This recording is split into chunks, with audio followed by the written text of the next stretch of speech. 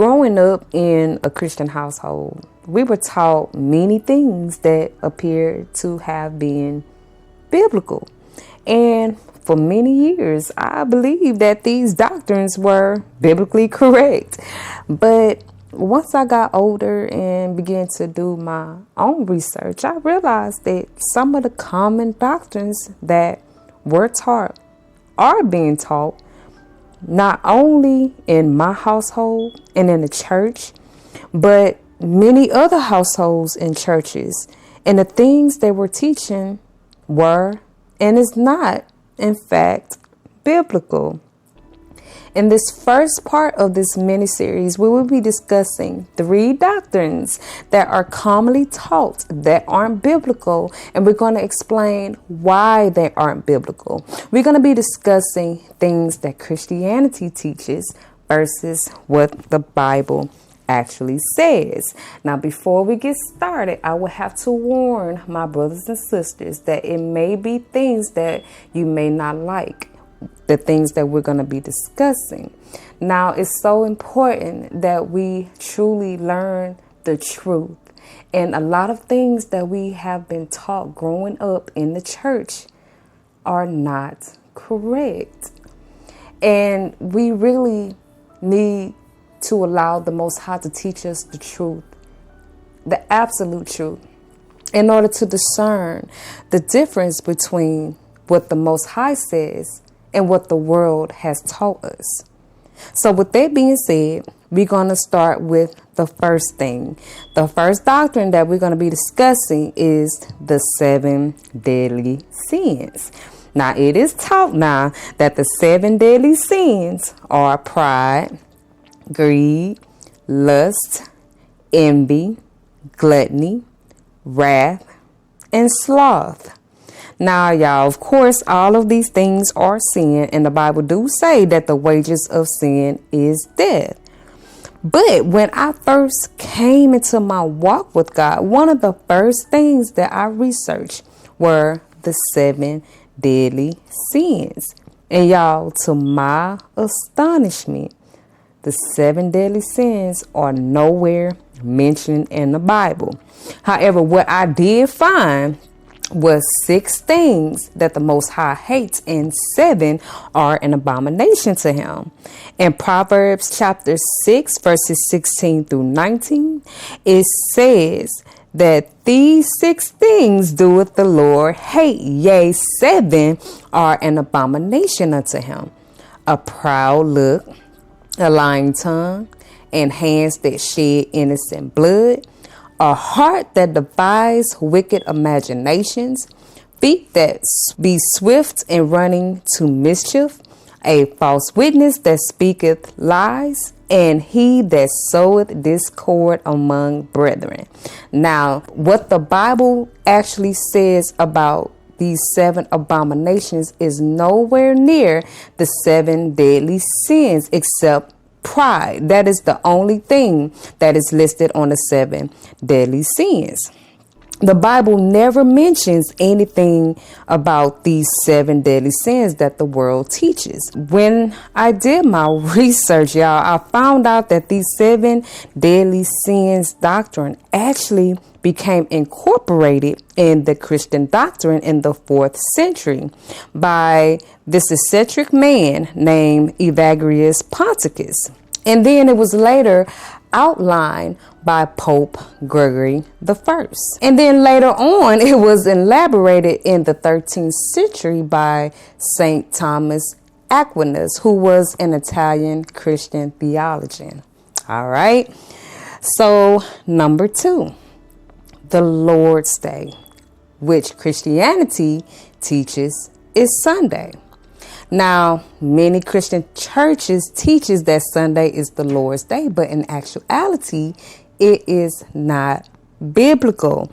In fact, choosing Sunday as the set apart day for the Most High is actually breaking the commandments of the Most High that are detailed in Exodus chapter 20, verses 1 through 17.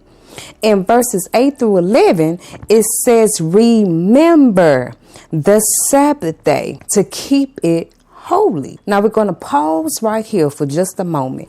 Do y'all notice that this is the only commandment that says remember in front of it? Why is it that this specific commandment is the only one that has remember? I believe, and this is just my humble opinion, that the Most High knew that this day will be forgotten. And the reason why it has been forgotten, because it has been replaced with another day. Right? In verse 9, it says that 6 days shalt thou labor and do all thy work. But the 7th day is the Sabbath of the Lord thy God. In it thou shalt not do any work, thou, nor thy son, nor thy daughter, thy manservant, nor thy maidservant, nor thy cattle, nor thy stranger that is within thy gates. Now, and why are we supposed to keep the Sabbath day? Now, when we read in verse 11, it says, for in 6 days the Lord made heaven and earth, the sea, and all that in them is, and rested the 7th day. Wherefore the Lord blessed the Sabbath day and hallowed it. Hallow means to separate, to set apart, to sanctify, and or to make holy. Right? So that means that this 7th day is supposed to be set apart and treated differently from any other day of the week.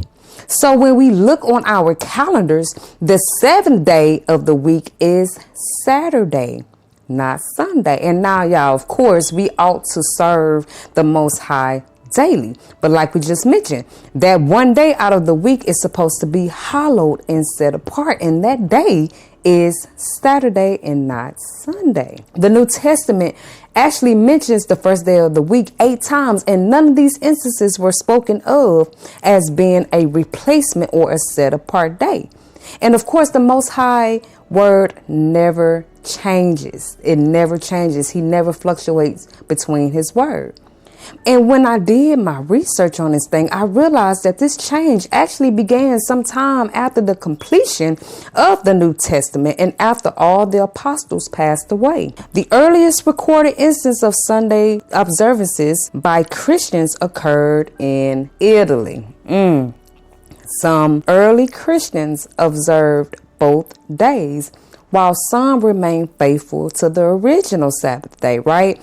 So it wasn't until March 7, 321 AD that Constantine implemented the first Sunday law in which everybody in the Roman Empire were to rest and worship on Sunday. And this doctrine was actually eventually introduced into the Christian doctrine. Y'all, I have done a lot of research concerning this Sabbath day law change. And if y'all wish to know more about this, because this is a lesson within itself, leave me a comment in the comments below and we can definitely do an in-depth study on the Sabbath day.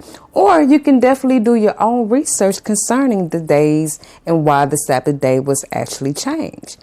And we also need to remember, according to the Bible in 1 John chapter 2, verse 13 and St. John chapter 14, verse 15, is that if we say that we love him and if we say we know him, we ought to keep his commandments. And I also noticed that a lot of Christian teaches that the old law is actually done away with. But that is actually incorrect. Yeshua, or Jesus in English, said that he did not come to do away with the old law, but to fulfill it. Glory be to the Most High. So we ought to still keep and hallow the 7th day, which is indeed Saturday. Glory be to the Most High. All right, now moving on. Number 3. Money is the root of all evil. Y'all, I hear so many people say that money is the root of all evil. Shucks, before I even got saved, I used to say it all the time. But once I got into my walk with the Most High And upon doing my research and searching the scriptures, I realized that that is nowhere mentioned in the Bible, and it isn't true. In fact, Yahshua say that we are to make friends with the mammon of unrighteousness, that when we fail, they may receive us into everlasting habitations. This is in Luke chapter 16, verse 9. So is it really money that's the root of all evil? What does the Bible actually say? So searching out the scriptures, I found 1 Timothy chapter 6 verse 10. It says that the love of money is the root of all evil, which while some coveted after, they have erred from the faith and pierced themselves through with many sorrows. Now, the love of money is, of course, is applicable as to why such evil is prevalent in our society. It is the reason why people steal, kill, and destroy, because it is fueled by greed and covetousness, thus making it the root of all evil. See, money in itself is not evil, even though it can quote unquote provide a sense of or false illusion or a false sense of satisfaction and security. Hence why the Bible, glory be to the Most High, hence why the Bible calls it the mammon of unrighteousness. But the Most High gave us the resources and the financial resources which should be handled wisely, just like we read in Luke chapter 16 verse 9. But when we put our affection and trust in those resources that God, the source, blessed us with, when it becomes our God, our idol, that will lead to coveting after money so bad that we no longer are content with the things as we have, and will then desire to obtain more money by any means necessary.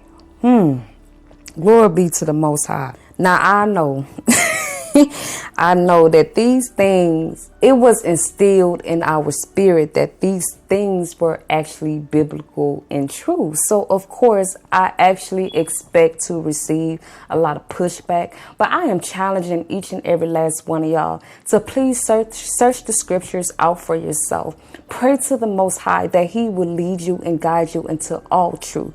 Glory be to the Most High. And this is why I always say, do not allow anybody to spoon feed you the scriptures, that you read the scriptures for yourself. I hope that this lesson enlightened your understanding, and I also hope that it do motivate you to do your own research. If the Most High wills, we will be doing a part 2, because it is a lot of things that we were taught growing up that were biblical or assumed to be biblical, and in actuality, they were actually false doctrines. Now, before we conclude, I want to put something on y'all's mind. Do y'all notice that the things that we mentioned, saving the money is the root of all evil, that the doctrines actually came from Roman Catholicism? I want y'all to ponder on that. Glory be to the Most High. I thank the Most High, and for each and every last one of y'all. Without you all, this ministry would not be possible. If this lesson has blessed you, don't forget to like, share, and subscribe. And please hit that bell to get notifications so you can get the notifications when I do upload new content, if the Most High wills, of course. Until next time, my kings and queens, God bless. Talk soon.